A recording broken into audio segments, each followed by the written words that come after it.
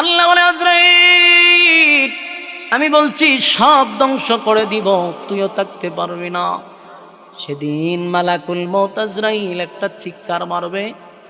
আল্লাহ নবী বলেন, সেদিন যদি প্রাণীকুল বেঁচে থাকতো রে, আজরাইলের চিৎকারে সেদিন মানুষ মারা যাইত। যদি কেউ বেঁচে থাকতো, এত বিকট আওয়াজ দিয়ে চিৎকার মারবে আর বলবে, আল্লাহ আমাকে কি কোনোভাবে ছেড়ে দেওয়া যায় না? আল্লাহ বলেন, সব ধ্বংসের মধ্যে তুইও ধ্বংস হবি। সেদিন আজরাইলও ধ্বংস হয়ে গেছে। এখন বলুন বাকি আছে কে? আরো জোরে। সব ধ্বংস হয়ে যাও, সবের মধ্যে আজরাইল থাকার কথা না। আল্লাহ বলেন, আজরাইল রে, আমি না বললাম কুল্লু মান আলাইহা ফান, সব ধ্বংস হয়ে যাবে, তুই রইলি কেমনে? এবার আজরাইল ডাক দিয়ে বলে, মালিক আমারে কি আপনি ধ্বংস করে দিবেন? পৃথিবীর মধ্যে আল্লাহ বলেন, এই জমিনের মধ্যে একটা জাকুনি দেওয়া হবে, এমন ভাবে জাকুনি দেওয়া হবে, জাকুনির কারণে আল্লাহ বলেন, ওয়া আখরাজাতিল আরদু আসকালাহা, জাকুনির কারণে জমিনের মধ্যে যখন জাকুনি শুরু হবে, তখন জমিনের ভিতর থেকে দামি দামি দামি দামি সম্পদগুলা বাহির হয়ে যাবে। এই জমিনের নিচে কিন্তু দামি দামি সম্পদ আছে, হীরামণি মুক্তা, দামি দামি সম্পদগুলা জমিনের নিচে আছে, যেগুলা এক সময় জমিন সে উগলায়া দিবে। জমিন কি করবে? জমিন উগলায়া দিবে। জমিনের ভিতর থেকে সম্পদগুলি জমিন বাহির করে দিবে। তখন আল্লাহ বলেন, ওয়াকাদাল ইনসানু মা লাহা, এই দৃশ্য দেখার পরে মানুষ বলতে থাকবে, জমিন রে তোমার কি হয়ে গেল? জমিনের ভিতর থেকে যখন দামি দামি দামি দামি সম্পদগুলা বাহির হইতে থাকবে, তখন মানুষ বলবে, ওয়াকাদাল ইনসানু মা লাহা, জমিন তোমার কি হয়ে গেল?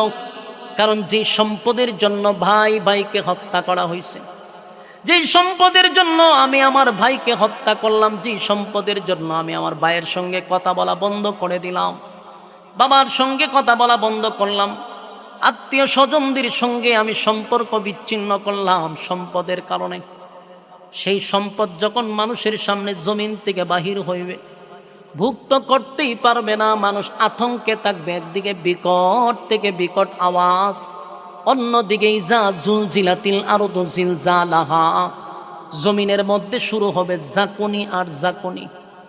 জাকুনির কারণে ভয়াবহ একটা পরিস্থিতি শুরু হয়ে যাবে রে, মানুষের মধ্যে আতঙ্ক সৃষ্টি হয়ে যাবে। আসমান, মাথার উপরে আমাদের আসমান আছে কমপক্ষে 7টা, পায়ের নিচে জমিন আছে, আসমান আছে, উপরে আসমান, সূর্য আছে, চন্দ্র আছে, গ্রহ আছে, নক্ষত্র আছে। এই যে সূর্যটা আমাদের সামনে, দেখতে যদিও এতটুক বড় দেখা যায়, বর্তমান বিজ্ঞান বলে এই সূর্য পৃথিবীর থেকে 13 লক্ষ গুণ বড়।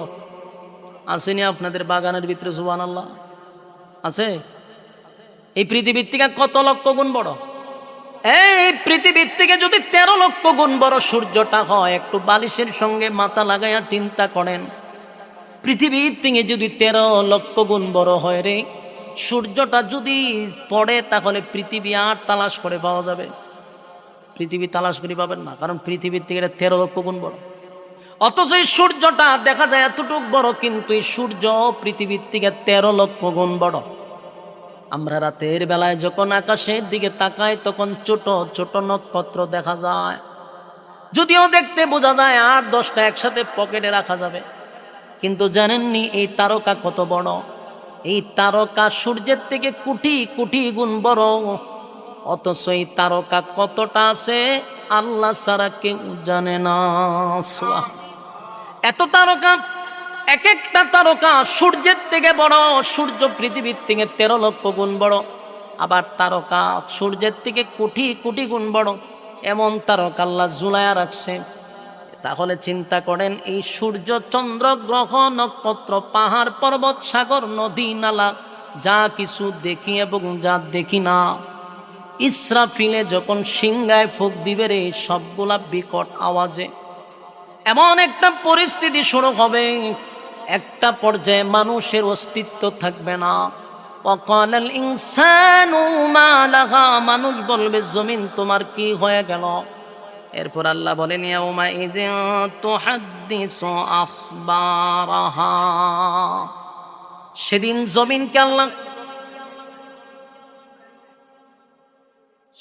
জমিনকে আমার আল্লাহ সাংবাদিক বানায়া দিবে। জমিন কথা বলতে থাকবে। জুরে কোন কি বলবে? জমিন কথা বলবে। বড় আশ্চর্যের ব্যাপার, জমিন কথা বলবে। বর্তমান এই ওয়াজ করতে গেলে মানুষ এমনটা আশ্চর্য হয় না।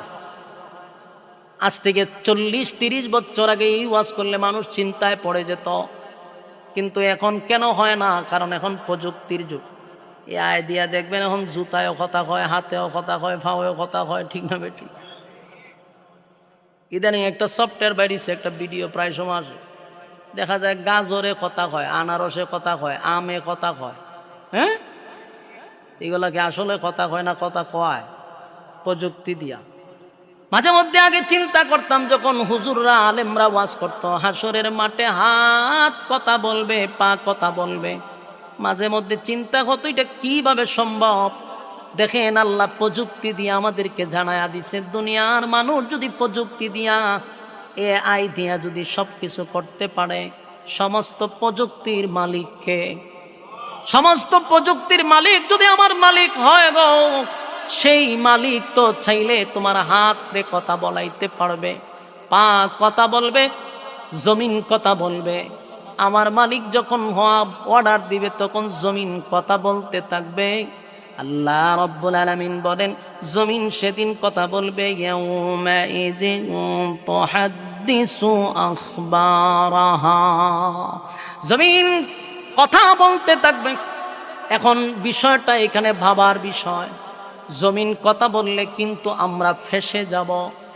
কারণ আমি আপনি যতই মানুষের সামনে বড় পীর হয়ে সাজার চেষ্টা করি, আমি আল্লাহওয়ালা বুজুর্গ সাজার চেষ্টা করি, আমি রাতের অন্ধকারে কি গুনাহ করছি, দিনের আলো থেকে আকাম কোকাম করছি, দুনিয়ার কেউ না জানলেও জানে কে? আমার যুবক ভাইরা, সেদিন জমিন কথা বলবে আর বলবে, আল্লাহ আপনার এই নাফরমান আমার উপরে দাঁড়াইয়া সেই কাজ করছিল, আমার উপরে দাঁড়াইয়া সুদ খাইছিল, আমার উপরে দাঁড়াইয়া গোশ খাইছিল, আমার এই জায়গায় দাঁড়াইয়া জেনা ব্যভিচার করছিল, আমার সামনে দাঁড়াইয়া অন্যের উপরে জুলুম করছিল।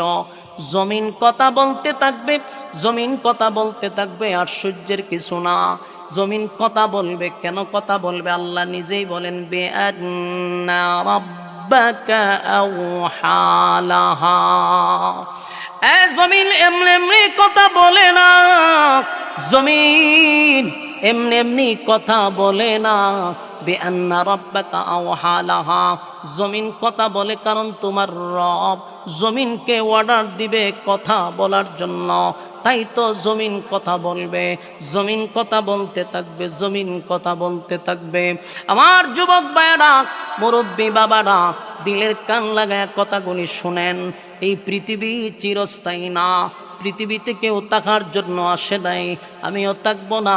আমার বাবা থাকতে পারে নাই, দাদা থাকতে পারে নাই, পূর্বপুরুষ কেউ দুনিয়াতে নাই, আমিও থাকবো না।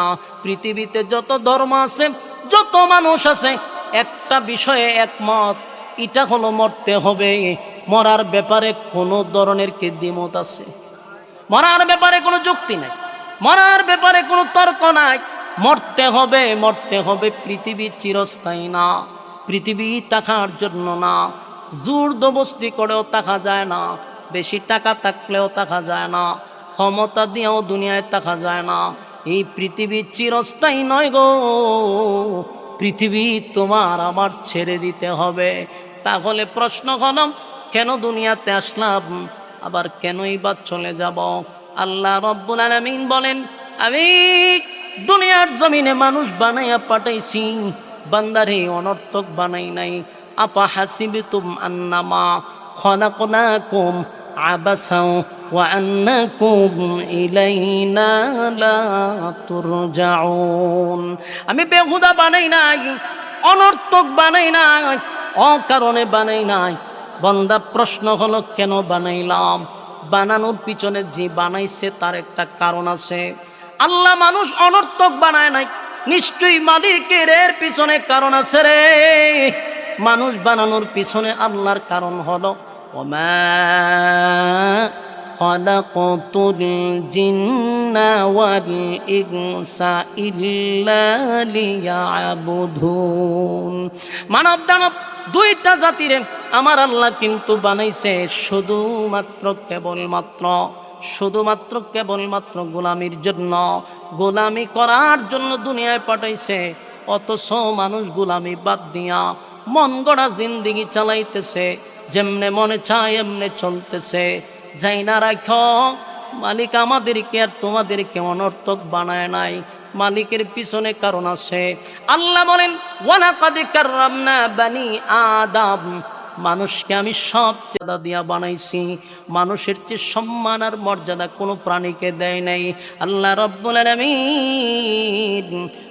রাব্বুল আলামিন বলেন বান্দারে তাহলে শোন, আমি আল্লাহ তোরে বানাইছি সম্মান আর মর্যাদা দিয়া। এত সম্মান আর মর্যাদা কোনো জাতিকে আল্লাহ দেয় নাই, মানুষকে সম্মান মর্যাদা দিছে। এর পিছনে একটা মাত্র কারণ হলো মানুষ আল্লাহর গোলামি করবে। দুনিয়ায় পাঠাইছে এই জমিনে তাইকা গোলামি চলবে আল্লাহ। যদি গোলামি না করি, রব্বে কারিম বলেন ইন্না জাহান্নামা কানাত মিরসাদা, নিশ্চয় তোমাদের জন্য জাহান্নাম কিন্তু অপেক্ষায় আছে, জাহান্নাম তোমাদের জন্য অপেক্ষায় আছে। যেমন দুনিয়াতে আল্লাহ সম্মান আর মর্যাদা দিয়া বানাইলো, আল্লাহর হুকুম আর নবীর তরিকায় যদি জীবন যাপন না করি, যেমনে মনে চাই এমনে যদি চলি, বলুন বিপদ আছে না নাই? যুবক ভাইরা, প্রথমেই আমি আলোচনায় বলেছি কিয়ামত দুই প্রকার, একটা হলো ছোট কিয়ামত আর একটা হলো বড় কিয়ামত। ছোট কিয়ামত সবার হবে রে, যারা এই পৃথিবীতে একবার জন্ম নিছে সবারই কিন্তু ছোট কিয়ামত হবে। 3.5 হাত বডির মধ্যে একটা কিয়ামত হয়ে যাবে, যেদিন মালাকুল মউত আজরাইল আমার আর তোমার রূহ নেওয়ার জন্য আসবে। সেদিন তোমার 3.5 হাত বডির মধ্যে একটা কিয়ামত শুরু হয়ে যাবে। সেই কিয়ামত হয়ে যাওয়ার পরে শরীরের মধ্যে এমন কোনো জায়গা নাই যে জায়গায় কিয়ামত হবে না। বিচ্ছিন্ন হয়ে যাবে, যোগাযোগ বিচ্ছিন্ন, সব ধ্বংস হয়ে যাবে, রূহটা চলে যাবে, এই বডিতে কিয়ামত হয়ে যাবে। বাকি রইল সমষ্টিগত কিয়ামত। আল্লাহ এই পৃথিবীটাকেও আমি ধ্বংস করে দিব। পৃথিবী বানাইছি বান্দাদেরকে গোলামি করার জন্য, জমিনে তাইকা বান্দা আমার গোলামি করবে। যখন দেখব বান্দা আমার গোলামি বাদ দিয়া বান্দা মন গড়া জীবন যাপন করে, বান্দা নাফরমানি করে, তখন আল্লাহ বলবে জিবরাইল ইসরাফিল রে সিংহায় ফু মাইরা দে, এই পৃথিবী আমি আর রাখবো না। ইসরাফিল সিংহায় ফুক দিবে, ইজা জুলজিলাতিল আরদু জিলজালাহা, জমিনের মধ্যেও জালজালা শুরু হয়ে যাবে, জমিন ধ্বংস করে দিবে, জমিন ধ্বংস করে দিবেন। এক পর্যায়ে মানুষগুলা যখন সমস্ত প্রাণীকুল মারা যাবে, কারণ সূর্যটা ভেঙে জমিনে পড়বে, তারকা ছুটে যাবে, আসমান ভেঙে ভেঙে পড়বে, পাহাড় নদী নালা সাগর যা কিছু আছে সবগুলার মধ্যে আগুন ধরে যাবে। এই পরিস্থিতিতে সমস্ত প্রাণীকুল মারা যাবে রে। এই যে প্রথম সিংহায় ফুঁক দিলে সব ধ্বংস, সব ধ্বংস, সব ধ্বংস। আল্লাহ কয় ফেরেশতা আজরাইলকে ডাক দিয়ে আল্লাহ বলবে আজরাইল রে, আমি না বললাম কুল্লু মান আলাইহা ফান, সব ধ্বংস হওয়ার কথা, বাকি আছে কে? বলে আল্লাহ সমস্ত প্রাণীকুল ধ্বংস করে দিছি, ফেরেশতা কুল বাকি আছে। আল্লাহ কয় 4 জন ফেরেশতা বাদে সব ধ্বংস করে দাও। আমার যুবক ভাইরা, জিবরাইল ইসরাফিল মিকাইল আজরাইল 4 জন ফেরেশতা বাদে সমস্ত ফেরেশতাগুলো ধ্বংস করে দিবে। আল্লাহ রাব্বুল আলামিন বলবেন মালাকুল মউত আজরাইল বল আর কে বাকি আছে?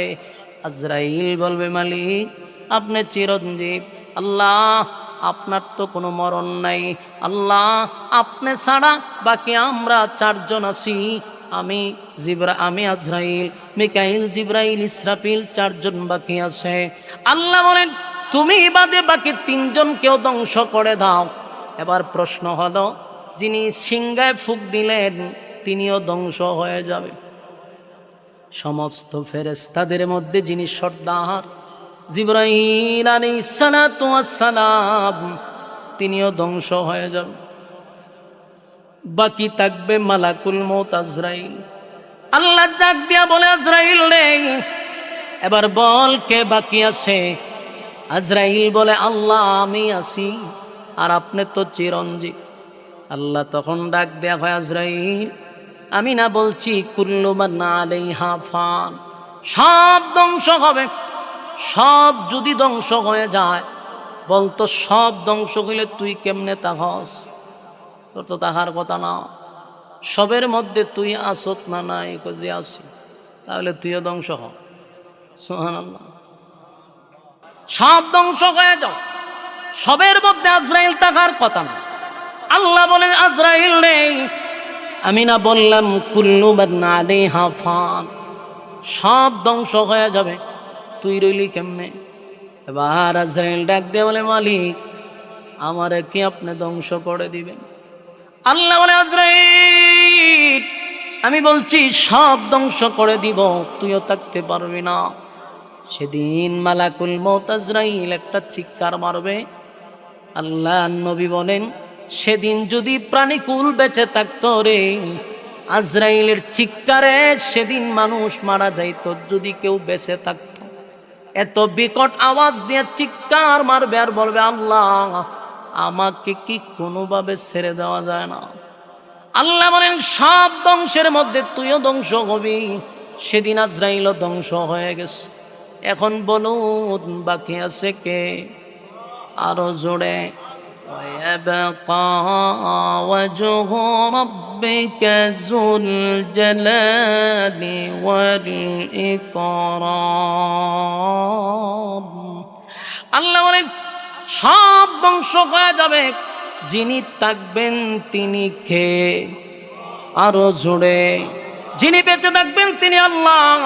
আল্লাহ তখন সব ধ্বংস করে দেওয়ার পরে এবার আল্লাহ নিজেই বলবেন, লিমানিল মুলকুল ইয়াউম, এই পৃথিবীর রাজা বাদশারা কোথায় রে? পৃথিবীতে আমি তোদেরকে পাঠাইছি, আমি পাঠানোর পরে ক্ষমতা দিলাম, ক্ষমতা পাইয়া ক্ষমতার অপব্যবহার যারা করছস, আমি তোদেরকে দুনিয়া নামক জায়গায় পাঠাইছিলাম। ক্ষমতা পাইয়া মানুষের উপরে জুলুম করছস, মানুষের উপরে অন্যায়ভাবে জুলুম করছস, ক্ষমতার অপব্যবহার করছস। আজকে তোরা কোথায়? পৃথিবীর রাজা বাদশাদেরকে আল্লাহ ডাকবে। মনে করেন ফেরাউনরে ডাকল, নমরুদরে ডাকল, যারা জালেম ছিল সবাইরে ডাকবে। ফেরাউনরেও ডাকবে, নমরুদরেও ডাকবে, সাজ্জাদরেও ডাকবে, হামাইন্নারেও ডাকবে, আবু জাহিল্লারেও ডাকবে, এমনকি যারা আছে বুশরেও ডাকবে, এমনকি ট্রাম্পরেও ডাকবে, নেতানিয়াহুরেও ডাকবে, এমনকি মুদ্দারেও ডাকবে, দাদারে ডাকবে, এমনকি আমরার বিগত সরকার আফারেও ডাকবো। ঠিক না বেটি? সবাইরে ডাকবে। ক্ষমতা দিছিলাম, ক্ষমতার অপব্যবহার করছস। আজকে ক্ষমতা কার? কোনো শব্দ নাই। কোনো শব্দ আছে? যখন দেখবে কোনো শব্দ নাই, আল্লাহ নিজেই বলবে, লিল্লাহিল ওয়াহিদিল কাহ্হার।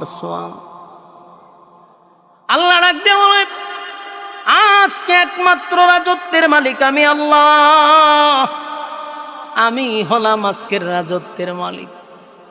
এ যুবক ভাইরা, মুরব্বী বাবারা, এখানে একটা বিষয় আপনাদের জানা দরকার। ইসরাফিল সিংহায় ফুঁক দিবে। প্রথম সিংহায় ফুঁক দেওয়ার পরে সব ধ্বংস। আর একটা ফুঁক দিবে, এই দুই ফুঁকের মাঝখানে লম্বা একটা গ্যাপ থাকবে।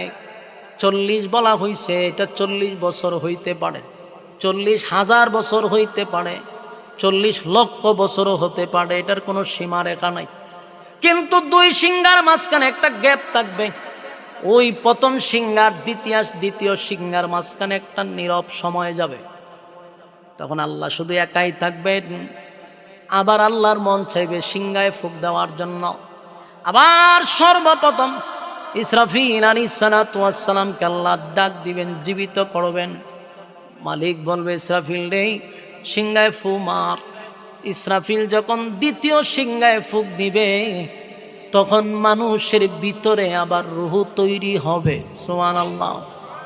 ইয়াদ রাখবেন, প্রথম সিংহায় ফুঁক দেওয়ার পরে সব প্রাণীকুল ধ্বংস হয়ে যাবে। আর দ্বিতীয় সিংহায় যখন ফুঁক দিবে, তখন মানুষের ভিতরে রূহ গঠন হবে। প্রথম সিংহায় ধ্বংস, দ্বিতীয় সিংহায় আবার গঠন হবে, মানুষের রূহ গঠন হবে। আপনার আর এটার নাম হইল শ্রীমঙ্গল, কমলগঞ্জ, আলীনগর। ঠিক না বেঠিক? এই আলীনগরের জমিনে 100 বছর আগে, 200 বছর আগে যদিও মানুষের কবর থাকে, আবার কিয়ামতের লক্ষ লক্ষ বছর পরে যখন সিংহায় ফুঁক দেওয়া হবে, সেই মাটির নিচ থেকে মানুষটা আস্তে করে ওইটা দাঁড়াবে। সুবহানাল্লাহ। এই কথা শোনার পরে সুশীল কিছু মানুষ আছে যারা ধর্ম কর্ম বিশ্বাস করে না। আছে না নাস্তিক মার্কা? কোন ধর্মই তারা পালন করে না। তারা আমাদেরকে প্রশ্ন করে, মরে যাওয়ার পরে মানুষ পচে যাবে, গলে যাবে, সেখান থেকে মানুষ এটা দাঁড়াইব কেমনে? আমি মনে করি মানুষ মরার পরে আবার কবর থেকে ওইটা দাঁড়াবে, এটা তো আশ্চর্যের কিছু না। হ্যাঁ, কথা কয় গাড়ি, ওই দেখেন চশমা লাগাই কি বাম বুম করে আইছে, দেখছেন নি? আইনে বয়েছেন আমার সামনে, সাংবাদিক কাটমাট লাগাই বইছে আমার সামনে, একজন আরেকজনের দ্বারা রিপোর্ট পেশ করতেছে।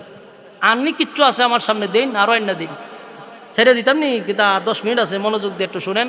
বিরক্ত হইলে আমারে মেসেজ দেন। বিরক্ত লেগে তো বসাইছেন, কথা শেষ পর্যায়ে মনোযোগ দিয়ে শুনুন। বলুন তো, এই পর্যন্ত আমি যা বলছি একটা কথাও কি বেহুদা বলা হয়েছে? অনর্থক বলছি? কোরআনের কথাগুলি আমরা শুনতে পছন্দ করি না। আমাদের দেশে কিছু বক্তা আছে, লাল লীল বাতি লাগায় আয়ে কতক্ষণ গান গায়, কতক্ষণ নাচে, হুক্কুর হাক্কুর কইরা এরপরে জাগা। শ্রোতা এটা পছন্দ করে। পুরা মাঠটা থাকতো গরম, যারা নাচতে পারেন এরও নাচতো, হুক্কুর হাক্কুর করে কুতায় মতো এর বাড়ি যেত গা। কোরআন হাদিসের ওয়াজ, গঠনমূলক বয়ানগুলি আমরা শুনতে চাই না।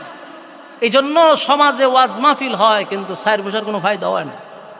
কেমনে ফায়দা হইতো? আয়াসেরা বেচারা গান আর জিকির দিয়া সময় শেষ। ঠিক না ঠিক? মেহরবানি করে আমরা, এখানে সমস্যাটা কি তা? হ্যাঁ, এখানে কথা বলে কে? সবাই যায় না, সবাই যায় না, 2-1 জন এখানে দাঁড়ায় থাকেন, ভলান্টিয়ার 2 জন দাঁড়ায় থাকেন, কথা বলতে দিয়েন না, মনোযোগ দিয়ে শুনেন। আমরা যখন কোরআন থেকে কথা শুনবো, তখন ইমান, ঘুমন্ত ইমান আমাদের জাগ্রত হবে। ঠিক না ঠিক? গল্প গিচ্ছা কাহিনীর মধ্যে কোনো ফায়দা আছে? কোনো ফায়দা নেই। এই যে প্রতিটা আয়াত নয়, শুধু প্রতিটা অক্ষর, প্রতিটা হরফে 10টা করে নেকি আপনার আমলনামায়। তাহলে আমি যতগুলো আয়াত তেলাওয়াত করছি পর্যন্ত, প্রতিটা হরফে যদি আপনি 10টা করে নেকি পান, এই পর্যন্ত আপনার আমলনামায় কতটা নেকি? ফায়দা আছে না নাই? আর হুক্কুর হাক্কুর ও গানও কয়টা ফায়দা আছে? কোনো ভাব। শেষে শ্রোতা বাড়ির গিয়ে এটাই বুঝতে পারে না আমি কিসের জন্য মাহফিলে গেলাম আর কি শিক্ষা এলাম, আমি এটাই বলতে পারেন। এই জন্য ভাই, যতটুকু শুনবেন কোরআন থেকে শুনেন, নিজের মনকে বুঝাইতে পারবেন যে কিছু শিক্ষা আসছি, কিছু জানি না আসছি। আর আমার পরে যিনি আসবেন, দোয়া নিয়ে যাবেন, তাদের দোয়া কবুল। কথা বুঝতেছেন? বরুণ আর হজরতদেরকে পাওয়া যায় না। আপনাদের কপাল বালা, একটু সময় বসেন। এখন চিন্তা করেন, প্রথম সিংহায় ধ্বংস, দ্বিতীয় সিংহায় গঠন হবে।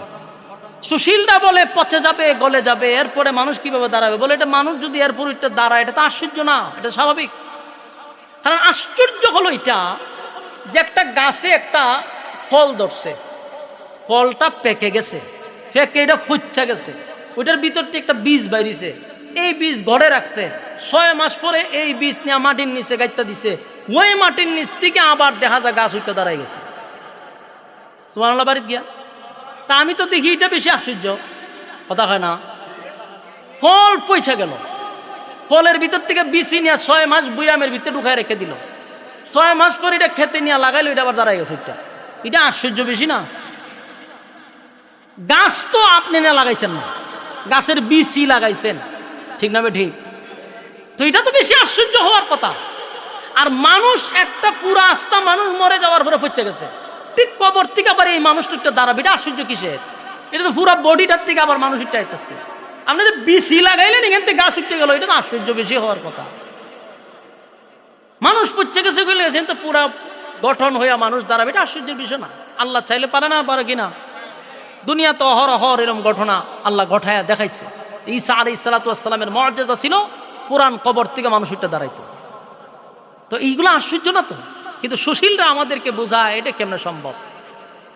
এরপরে আমাদেরকে কিছু প্রশ্ন করে, হুজুর আপনারা বলেন কবরে জাহান্নামের আগুন, মানুষকে আগুন লাগানো হয়, জাহান্নামের আগুন জ্বলে কবরের ভিতরে, আবার কোন কবর জান্নাতের বাগান হয়। ওয়াজ আমরা বলি না, কারো কবর জান্নাতের বাগান, কারো কবর জাহান্নামের আগুন।